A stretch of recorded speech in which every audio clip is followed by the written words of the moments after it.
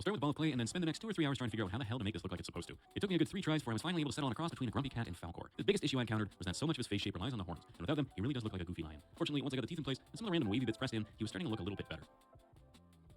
Now, I know that his head is pretty big for his body, but hey, my head is pretty big for my body, and I don't think we should be head size shaming here. This is a safe space for those of us that live with cranial enormosity. Otherwise, it's time to make a few more spikes to blend the head into the body, and then I can drill a couple holes in the top of his head so I can mount a wire for his horns.